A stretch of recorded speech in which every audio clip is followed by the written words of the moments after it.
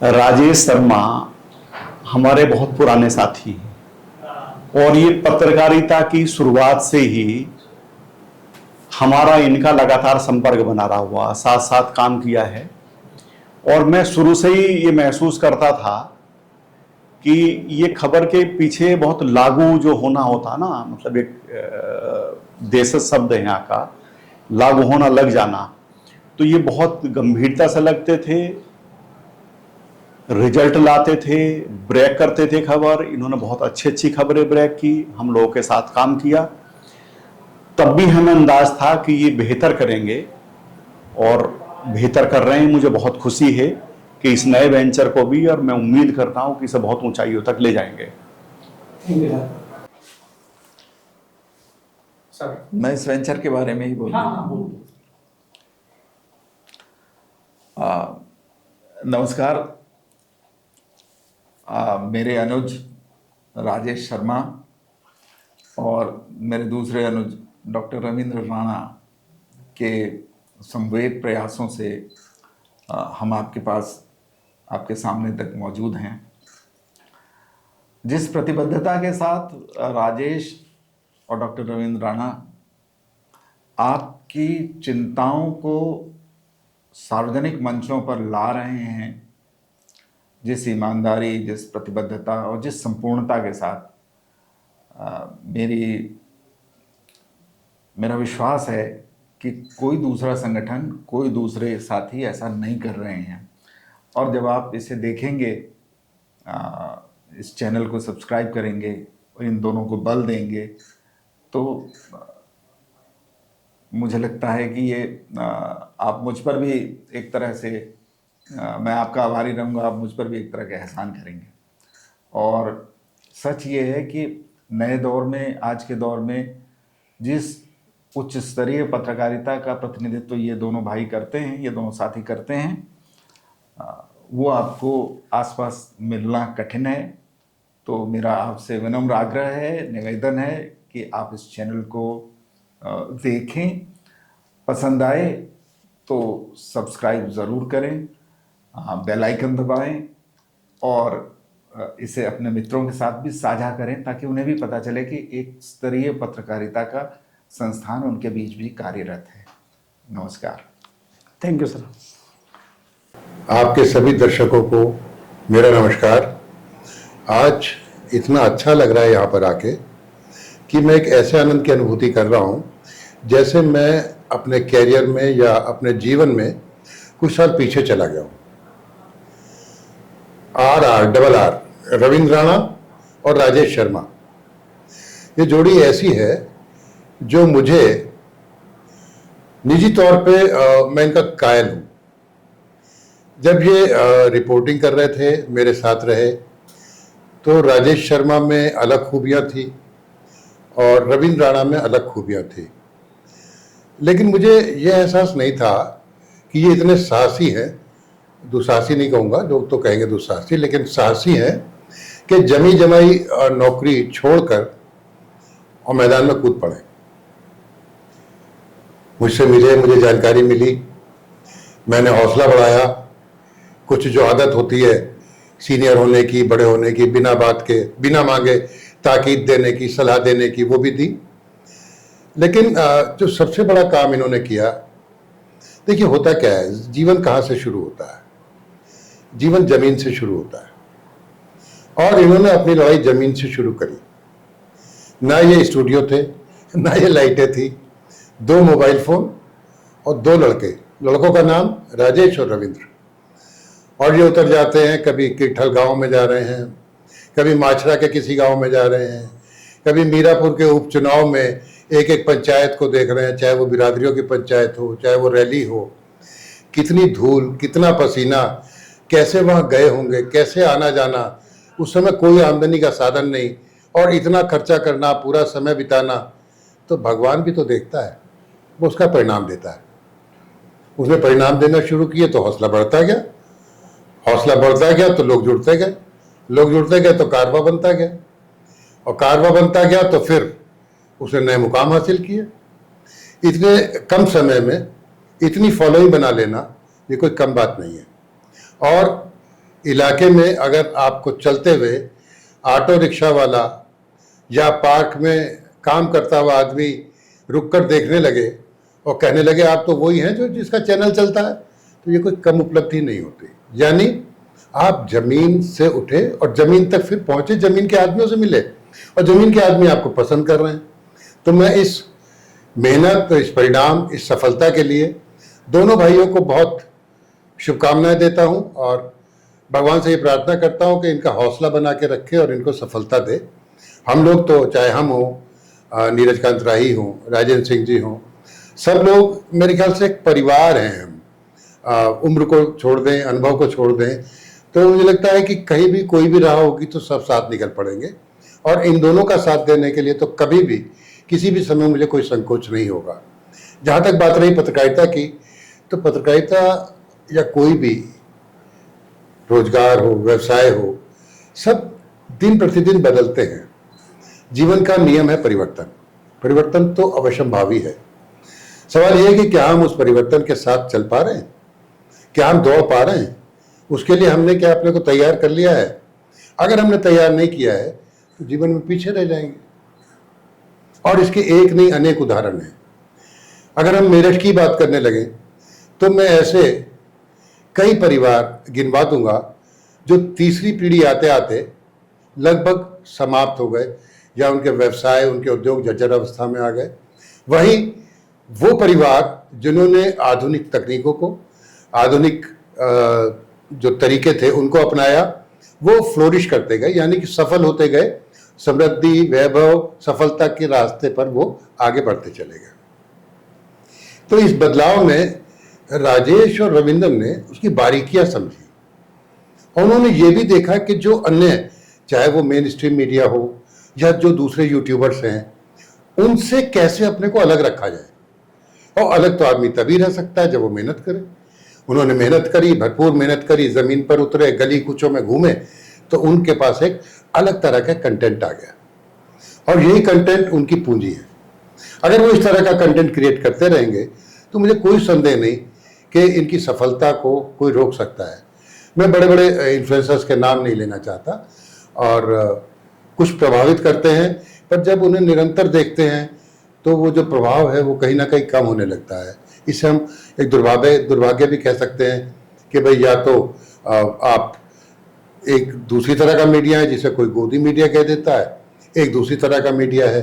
तो ऐसे समय में जो चुनौती है उसमें बचकर चलना, अपने को ऐसे आरोपों से बचा के रखना, ये बहुत मुश्किल है पर असंभव नहीं है। लोग कहते हैं कि साहब इसी से टीआरपी आती है। तो राजेश और रविंद्र ने इस भ्रम को भी तोड़ा। उन्होंने बिना कोई ऐसा इल्जाम अपने सिर पर लिए इस भ्रम को भी तोड़ा और अच्छे सब्सक्राइबर्स बनाए। तो ऐसा नहीं है कि साहब एक तरफ रहना जरूरी है। तो मैंने जो कहा कि बड़े बड़े इन्फ्लुएंसर्स हैं जिनसे मुझे बड़ा प्रभावित लगता था, देखा, लेकिन जब देखा तो वो उबाऊ से होते चले गए। जब आप एक ही राह पे चलते हैं तो ये संभव हो ही नहीं सकता लोकतंत्र में कि एक आदमी हमेशा अच्छा हो और एक आदमी हमेशा गलत हो। ये तो संभव ही नहीं है।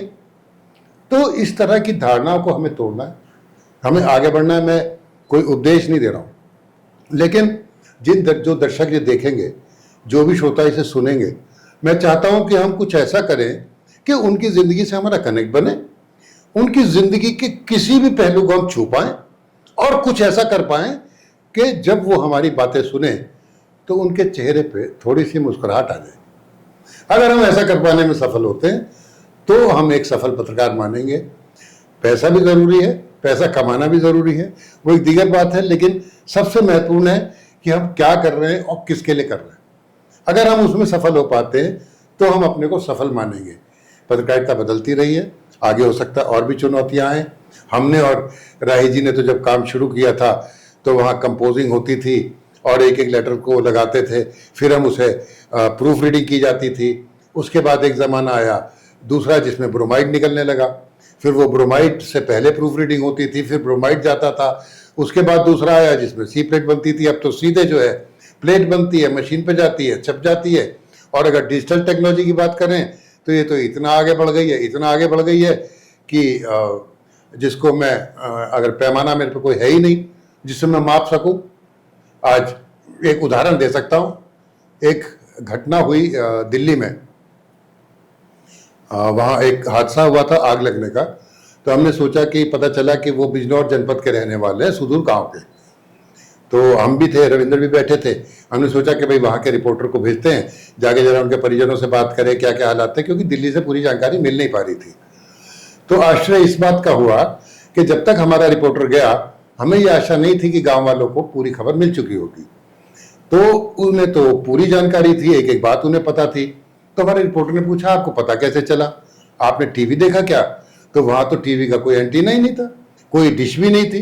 तो हाथों में लोगों के मोबाइल थे, और मोबाइल भी कैसे, वो वॉइस जो वॉइस कॉलिंग होती है या वॉइस से पूछा जाता है, टाइप करना भी नहीं आता उन्हें, लेकिन वो उससे पूछ लिया भाई दिल्ली में हादसा हुआ, उसमें कौन कौन मरे, सारी जानकारी मिल गई। तो उस दिन मेरे पैरों तले जमीन निकल गई थी। मैंने अगर सुदूर गांव में इस तरह ये टेक्नोलॉजी पहुंच चुकी है तो फिर हम शायद पीछे रह रहे हैं, हमें इसके साथ दौड़ना होगा। तो मैं अपनी बात को आज यही खत्म करूंगा, नहीं तो ये बातें तो अनंत काल तक चलती रहेंगी। रविंद्र और राजेश को पुनः शुभकामनाएं दूंगा, और ये कोशिश इनसे चाहूंगा ये करते रहें कि नई चीज़ें, ऐसी चीज़ें परोसे समाज को जिससे समाज का हित हो और जानकारी हो, उसमें सूचना ऐसी हो कि आदमी उसे ग्रहण करे तत्पर। और जो भी दुनिया में राजनीति चल रही है या मेन स्ट्रीम मीडिया पे आरोप लगते हैं, सब लगते हैं, अगर हम उससे बच के रह पाएंगे तो हम शुचिता वाली पत्रकारिता कर पाएंगे। और मुझे पूरा विश्वास है कि ये जोड़ी ऐसा कर पाने में कामयाब रहेगी। परमपिता से कामना इन्हें शक्ति दे, हौसला दे, और इस काम सेव इंडिया की प्रतीक्षा पिछले काफी समय से थी। शुरुआत हुई थी, लेकिन मैं लगातार ये पूछता आ रहा था कि आखिर इसका विधिवत शुरुआत कब होगी, और आज वो शुभ दिन आ गया। मैं सेव इंडिया को, सेव इंडिया के सभी दर्शकों को बधाई देना चाहता हूँ, शुभकामनाएं मेरी बहुत बहुत। और सेव इंडिया को संचालित करने वाली जो शहर की जोड़ी है, भाई रविंद्र राणा और राजेश शर्मा, इन दोनों ने इस जिम्मेदारी को बाखूबी इसको पूरा करने का जो प्रण लिया था, जो शुरुआत की थी, आज वो कामयाब हो गई। मेरी बहुत बहुत इनको बधाई, शुभकामनाएं कि इस पथ पर ये बहुत आगे चलें, और जिस मकसद से, जिस उद्देश्य से ये शुरुआत की गई है, उसमें ईश्वर इनको कामयाबी दे। आज पत्रकारिता के दौर में जहां चारों तरफ एक ऐसी स्थिति है, सबसे बड़ी चुनौती है कि आज चारों तरफ सर्कुलेशन की हालत खराब है।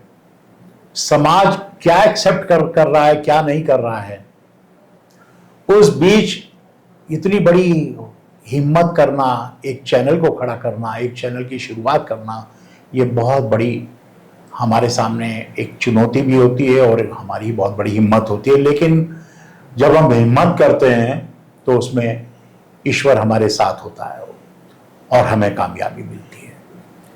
बाकी तो पुष्पेंद्र भाई ने बहुत कुछ सारी बातें लगभग कही, लेकिन मैं सिर्फ ये कहना चाहूंगा कि आज अगर हमें अपने उद्देश्य में कामयाब होना है तो उसकी कामयाबी तभी है कि हम जनता की नब्ज को पकड़ें, समाज की दिशा को देखें कि समाज किस ओर जा रहा है, समाज को क्या चाहिए। एक टाइम था कि अखबारों में यह था कि जो भी छाप दो जनता पढ़ती थी, लेकिन आज नहीं। यूथ सबसे पहले आज अखबार पढ़ने के लिए तैयार नहीं है, अखबार खुलता नहीं है, घरों में जाता है लेकिन खुलता नहीं है। तो ये सब चीजें करने के लिए हमारा माध्यम है चैनल। इस चैनल के माध्यम से हम यूथ को भी मैसेज दें, ताजा खबरों से अवगत कराएं और समाज में क्या हो रहा है वो दें।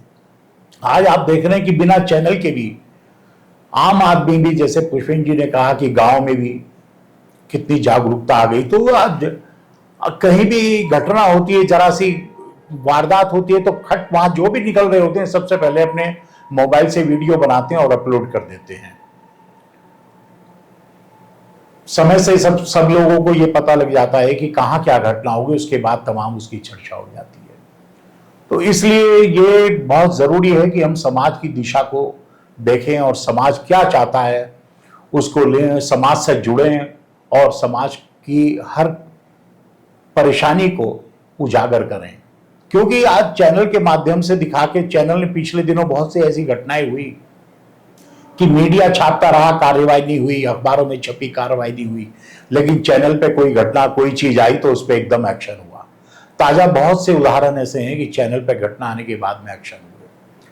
तो मैं तो ये ही आपसे अपेक्षा करता हूं कि आप जिस मकसद से आपने इसकी शुरुआत की, आप जनता से जुड़ें, जनता की परेशानियों को अपने इस चैनल के माध्यम से उजागर करें, लोगों से जुड़ें, लोगों के बीच में जाएं।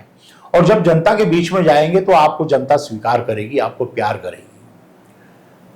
तो मैं यही, और कोई बहुत सब बातें लगभग पुष्पेंद्र भाई ने कह दी हैं। बाकी इसमें सबसे बड़ी एक और ध्यान रखने वाली बात है कि हम पत्रकार हैं तो पत्रकारिता करें, सरकारिता ना हो। ये सबसे बड़ी चीज है कि हमें इस बात का ध्यान रखना है। अच्छी बात कही। हाँ, कि पत्रकारिता हो, सरकारिता ना हो। क्योंकि सब चीजें मैं देख रहा हूं कि जो एक मैं नाम नहीं लूंगा किसी का, लेकिन लोग अगर गली गली में आजकल देख रहे हैं, आप यूट्यूब चैनल खुल गए हैं, सब चीज हो गए, लेकिन मकसद क्या है? आप 1 दिन, 2 दिन, 3 दिन किसी को अपनी बात सुनवा सकते हो, चौथे 5वें दिन वो आपको नकार देगा, क्योंकि उसके मतलब की चीज आपके पास नहीं है। तो आपको निष्पक्ष होना पड़ेगा, आपको सच्चाई को उजागर करना पड़ेगा, आपको संघर्ष करना पड़ेगा। इसमें चुनौती आएंगी, परेशानी आएंगी, उनको एक्सेप्ट करना पड़ेगा, उनसे जूझना पड़ेगा, तभी सारी चीजों की कामयाबी संभव है। मैं पुनः सभी दर्शकों को बहुत शुभकामनाएं देता हूं और दर्शकों से ये मेरा विनम्र निवेदन है कि वो भी इस चैनल को अपना प्यार दें, अपना आशीर्वाद दें। रविंद्र राणा जी को, राजेश शर्मा को, इनको अपना आशीर्वाद दें और जो भी अपनी समस्याएं हैं इस चैनल के माध्यम से उन लोगों उसको दूर करें, ये लोग उसका निवारण कराएं। मेरी बहुत बहुत शुभकामनाएं, बहुत बहुत शुभकामनाएं। पहली बात तो बधाई रविंद्र जी और राजेश जी, आपको इस खास मुहिम की शुरुआत करने में, क्योंकि जो वक्त आज गुजर रहा है उसमें आपने पहल की, उस तरह पहल की जब आप मेन स्ट्रीम मीडिया में थे। तब आप नेशनल लेवल के अखबारों से अपनी दुनिया को आगे बढ़ा रहे थे, काम कर रहे थे, ख्याति और नाम कमा रहे थे, लेकिन आपने एक चुनौती भरा रास्ता अपनाने की बात करी और ये वाकया मुबारकबाद के हकदार है। जहाँ तक मेरा मानना है, आज का ज़माना बहुत चेंज आ गया है। आज एआई का ज़माना है, आज डिजिटलाइजेशन का जो है बहुत अगला पायदान है। तो जिस तरफ आपने कदम बढ़ाया है, पहले आप दूसरे के साथ काम करते थे, दूसरे के प्लेटफॉर्म पे काम करते थे, आपको सिर्फ मानसिक और व्यक्तिगत और शारीरिक रूप से मेहनत करनी होती थी। आज आपको हर चीज़ खुद करनी है इस एआई के ज़माने में, इस प्रतिस्पर्धा के ज़माने में, कंपटीशन के दौर में। और आपको, जो मुझे लगता है, जो आपकी हिम्मत को मैं दाद दूंगा वो इस तरह कि आपको प्लानिंग भी करनी है, आपको उसको ग्रास रूट पे भी लेके जाना है, आपको 360 डिग्री जो आपने नाम दे रखा है अपने कार्यक्रम को, आपको गांव गांव, घर घर, गली गली और पगडंडियों पे भी जाना है, खेत और खलिहानों में भी जाना है। और जाना क्या है, आप तो जा रहे हैं और आपने उनकी शुरुआत जिस तरह से की है, और मैं तो उसको एक अल्फाज दूंगा, एक नाम दूंगा कि आपने हलचल पैदा कर दी, आपने तहलका मचा दिया इस नई शुरुआत के साथ। क्योंकि शुरू कर देना और फिर उस प्लेटफॉर्म पर टिके रहना और फिर उस पर कामयाबी हासिल करना, ये एक बड़ी बातें हैं। शुरू करना बहुत बड़ी बात नहीं है, ये हमारे पास धन हो सकता है, हमारे पास सपोर्ट हो सकती है, बहुत सारी चीज़ें हो सकती हैं, वो हम कर सकते हैं, लेकिन फिर उसको संभाल के रखना, शोहरत मिल जाए तो उसको बुलंदी पे जो है बना के रखना, ये बड़ी चुनौतियाँ अभी आपके सामने हैं। और मुझे उम्मीद ही नहीं, मैं 100% इस पर विश्वास के साथ कह सकता हूँ कि आप इस पर खरे उतर रहे हैं और जिस तरह से आप चल रहे हैं, आप बहुत जल्दी और ज़्यादा खरे उतरेंगे और बुलंदियों पर पहुँचेंगे। रही बात आज जिस परिप्रेक्ष्य में हम सब लोग आपके साथ खड़े हैं, बैठे हैं, बात कर रहे हैं, विचार विमर्श कर रहे हैं, वो बहुत आपका बड़प्पन और आपका जुझारूपन है, जो हम सब लोगों को, अपने आपके जूनियर हैं, आपके सीनियर हैं, आपके साथ के लोग काम करने वाले हैं, आपने जो टीम भावना के साथ जो काम करना शुरू किया है ना, तो वो मुझे लगता है कि आप निश्चित तौर पे इसको बहुत आगे ले जाएंगे, बहुत आगे आप बढ़ेंगे।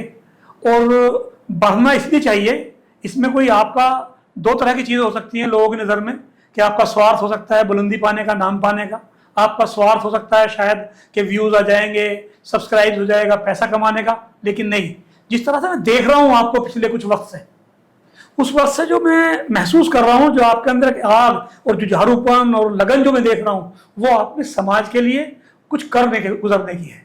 और अगर आप वो कर गुजर रहे हैं जिसमें आप सफल होते जा रहे हैं, और उसका एक पैमाना साफ नजर ये आ रहा है कि अभी चंद दिनों में आपने शुरुआत की, आपके बहुत लोगों ने आपको प्यार दिया, बहुत लोग आपके साथ खड़े हुए हैं, चाहे वो सब्सक्राइब के नाम से हैं, चाहे वो दूसरे अंदाज में हों, हर तरह से मॉरली हों, आपके ऑफिस पर आके हों, आप उनके पास जाके हों। तो ये बड़ी बात है कि आप उसमें जूझ रहे हैं, और आपका ये जुझारूपन, आपकी ये मेहनत, आपकी ये लगन, मुझे ऐसा लगता है कि बहुत जल्द, आज हम मेरठ में बैठ के बात कर रहे हैं, कल शायद हम लखनऊ और दिल्ली में बैठ के आपके साथ बात करेंगे, क्योंकि मुझे आपका यही एकाग्रता से और समय, बिना समय देखे, बिना बारिश, बिना धूप, बिना कोई कोहरा, हर चीज़ बिना देखे जो पिछले वक्त से आप जुझारू हैं, लगे हुए हैं।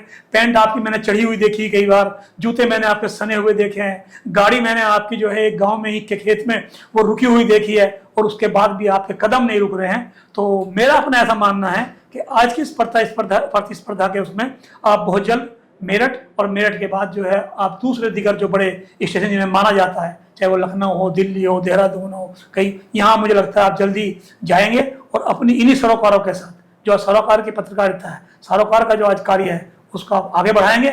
ऐसी मेरी शुभकामनाएं आपके साथ हैं। और हमारा अपना, कम से कम मेरा अपना, और जितना आपके साथ कांटेक्ट में है, मैं उनको भी भरोसे में लेके उनके साथ इतना भरोसा कर सकता हूँ, आप क्या कहते हैं कि हर वक्त आपके साथ सब लोग खड़े हैं, और आपके साथ जहां भी कहीं जरूरत होगी, वो चाहे मानसिक रूप से, शारीरिक रूप से, और बाकी रूप तो कोई नहीं, बड़े हैं हम आपके किसी भी तरह से, तो मेरे ख्याल से हम आपके साथ रहेंगे। और मुझे लगता है कि आज हम जिस तारीख को, जिस अक्टूबर में 4 तारीख को बैठे हैं, इसी अगले 3 महीने के अंदर आप बहुत बड़ा अचीवमेंट, बहुत बड़ा बदलाव आपका लोग महसूस करेंगे, लोग आपको अप्रिशिएट करेंगे, लोग आपके लिए तालियां बजाएंगे, काम के लिए, आपके लिए नहीं, आपके काम के लिए। तो मेरी फिर एक बार शुभकामनाएं, दिल से शुभकामनाएं कि आपका ये मुहिम बहुत बुलंदियों पे जाए, परवाज हो, और आप कामयाबी हासिल करें, और समाज को इस सरकारी कार्य से जो है लाभ हो, एक आम आदमी को, एक पीड़ित को, एक जरूरतमंद को, वो आप उसकी आवाज बने, और वो आवाज आपकी दिल्ली और लखनऊ की सरकारों तक जाए, और उनको मदद मिले। ऐसी मेरी शुभकामनाएं हैं। एक बार फिर शुभकामनाएं दिल से आपको, आपकी टीम को। बहुत बहुत शुभकामनाएं मैं आपको भी दूंगा, और खुद को भी दूंगा कि मैं बड़ा गौरवान्वित महसूस कर रहा हूँ कि मैं आपसे जुड़ा हुआ हूँ। ये पूरा सेटअप देख करके मैं इतना गदगद हूँ कि काफ़ी दिनों से हम यूट्यूब पर देखते थे, बड़े शहरों में पॉडकास्ट के ऐसे स्टूडियोज़ होते हैं, लेकिन जितना टेक्नोलॉजी को आपने अपने आप को अपग्रेड करते हुए समझा है, मिररलेस कैमरा लगाया है, सॉफ्ट बॉक्स लगाए हैं, अच्छा माइक सिस्टम, साउंड सिस्टम लगाया है, मतलब कुछ भी यहाँ कमी नहीं छोड़ी है आपने। और निश्चित रूप से इस सब चीज़ों को सेटअप करने से पहले आपने अपने आप को नॉलेज वाइज अपग्रेड भी किया, इस लेवल तक ये सेटअप आपने लगाया। तो मेरठ का रेजिडेंट होने के नाते बड़ा मुझे गौरवान्वित महसूस हो रहा है कि हाँ, अब मेरठ कहीं पीछे नहीं रह गया है, यहाँ पर भी इस तरीके के स्टूडियोज़ मौजूद हैं, इस तरीके से सेटअप मौजूद हैं। तो आपने जिस तरीके से यहाँ ये सेटअप लगाया है, मुझे बहुत अच्छा लग रहा है। और चूंकि मैं आपसे जुड़ा हूँ, मेरा बड़ा तजुर्बा रहा है स्टूडियो लाइन के अंदर, शूटिंग लाइन के अंदर, और कभी कभी मैं महसूस करता था कि मेरठ में आके रहने से मैं अपनी जो भी मेरा एक्सपीरियंस है, मेरी वर्किंग है, उसका मैं इस्तेमाल नहीं कर पा रहा हूँ। तो यहाँ जब मैं आपसे जुड़ा हूँ, आपके पास आया हूँ, तो मुझे लग रहा है कि हाँ, शायद मेरी जो विधा है वो जंग नहीं खाएगी, कहीं ना कहीं इसका भी मैं यहाँ इस्तेमाल कर लूँगा। और इसके माध्यम से मैं समझ पा रहा हूँ, क्योंकि आजकल मीडिया में फील्ड में जाके हम बहुत थोड़ा सा छोटी बाइट दिखा देते हैं, पूरी बातें नहीं निकल के आ पाती। लेकिन जब आप किसी विशेष गेस्ट को, किसी एक्सपर्ट को एक पॉडकास्ट में बुला करके बिठा के और बहुत लेंदी अच्छा एक सेशन करते हैं, तो बहुत अच्छे से किसी भी घटना का, किसी भी बात का एक विस्तृत रूप जब सामने आता है, तो उसको देखने वाले लोग अलग ही होते हैं, वो इत्मीनान से देखते हैं। ऐसा नहीं है कि भाई उसकी व्यूअरशिप की कहीं कमी है, बहुत तसल्ली से देखने वाले लोग हैं जो पॉडकास्ट पसंद करते हैं। और अब पॉडकास्ट चूंकि इतने ग्राउंड लेवल पे आप लेके आ गए हैं मेरठ जैसे शहर में, और यहाँ की जितनी भी राजनीतिक हस्तियां हैं, जितने भी किसान हस्तियां हैं, उनको आप निश्चित रूप से इस प्लेटफॉर्म पे लाने वाले हैं। तो मैं समझता हूं कि जो लोगों की एक जिज्ञासा रह जाती है किसी भी चीज़ को अच्छे से समझने की, वो अब पूरी होने जा रही है। तो एक बार फिर मैं आपको शुभकामनाएं दूंगा और धन्यवाद दूंगा कि मैं यहाँ आ रहा हूँ, तो मुझे भी बहुत कुछ देखने सीखने को मिल रहा है। सच कहूँ तो मुझे आप पर, राजेश पर और आपकी पीढ़ी के कुछ और आपके युवा साथियों पर बड़ा गर्व है। मुझे लगता है कि एक लेगेसी जो पैदा होनी चाहिए थी, और वो पैदा हुई है, वो आगे बढ़ रही है। और बहुत ईमानदार विश्लेषण करते हुए मैं कहता हूं कि आप दोनों की उपस्थिति, आप दोनों का काम, ये दरअसल मेरे लिए इनाम है। मुझे अपने इनाम जैसा लगता है। मुझे लगता है कि नहीं, मैंने अपने पेशे को जो मैं पे बैक कर सकता था, जो मैंने कोशिश की थी, उसका विस्तार में जो अगला स्टेज है वो आप लोग कर रहे हैं, तो सचमुच मुझे आत्मीय प्रसन्नता होती है। बहुत शुक्रिया सर, आपके जैसा शब्दों का चुनाव तो मैं नहीं कर सकता, लेकिन हमारी कोशिश जरूर है कि आपने इस शहर में जर्नलिज्म का जो एक ट्रेंड, जो एक पैटर्न शुरू किया, जो एक स्टाइल शुरू किया अपनी पीढ़ी में, उसको हम अगर 10% भी फॉलो कर पाए और 10% भी जमीन पे उतार पाए, तो ये हमारे लिए भी एक पुरस्कार की तरह होगा। नहीं, मैं ये आप लोगों ने मुझे तो पुरस्कृत कर दिया। बहुत शुक्रिया सर, बहुत बहुत शुक्रिया आपका सर, और हम आपसे फिर समय लेते रहेंगे। तो